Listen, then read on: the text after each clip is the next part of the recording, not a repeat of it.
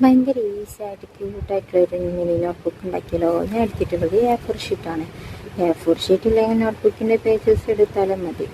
ഇതുപോലെ ഫോൾഡ് ചെയ്താൽ സെയിം സൈസിൽ കിട്ടണമെന്നുണ്ടെങ്കിൽ A4 ഷീറ്റ് തന്നെ എടുക്കണം. ക്യൂട്ട്നെസ്സും ഈസ്തെറ്റിക്കൊക്കെ നമ്മുടെ ചാനലിൻ്റെ മെയിൻ ആണല്ലോ.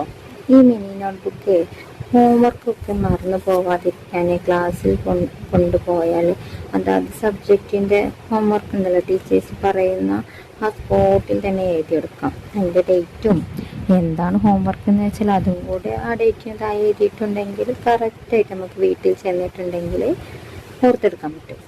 പിന്നെ എന്താന്നിപ്പോൾ ഈ ഹോംവർക്ക് ചെയ്യാനുള്ളത് എന്നൊക്കെ പുകഞ്ഞ് ആലോചിച്ചെടുക്കേണ്ട ഒരു ആവശ്യം വരില്ല.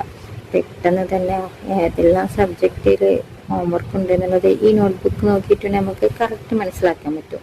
എങ്ങനെയുണ്ട്? ക്യൂട്ടല്ലേ? ഇഷ്ടമായി ലൈക്ക് ചെയ്യാം, സബ്സ്ക്രൈബും കൂടി ചെയ്യാൻ മറക്കരുത്.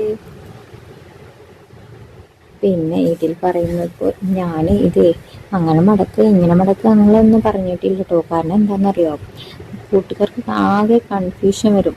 ഇതുപോലെ ഇങ്ങോട്ട് മടക്കുക അങ്ങോട്ട് മടക്കുക അങ്ങോട്ട് മടക്കുക എന്നൊക്കെ പറയുമ്പോൾ കൺഫ്യൂഷനാണ്. അതുകൊണ്ടാണ് ഞാൻ ഇതിൽ എങ്ങനെ ചെയ്യേണ്ടത് എന്നുള്ളത് കാര്യമായിട്ട് പറഞ്ഞു തരാത്തത്, ജസ്റ്റ് വീഡിയോ കാണിച്ചു തരുന്നത്. അപ്പോൾ കൂട്ടുകാർ നന്നായിട്ട് വീഡിയോ വാച്ച് ചെയ്ത് എങ്ങനെയെല്ലാം ഫോൾഡ് ചെയ്യുന്നത് എന്നൊക്കെ ശ്രദ്ധിച്ച് കാണാം. അപ്പോൾ കൂട്ടുകാർക്ക് പെട്ടെന്ന് ഈസി ആയിട്ട് തന്നെ ഉണ്ടാക്കിയെടുക്കാൻ പറ്റുന്നതാണ്. ഞാൻ 2 നോട്ട്ബുക്ക് ഉണ്ടാക്കിയെടുത്തിട്ടുണ്ട് കേട്ടോ.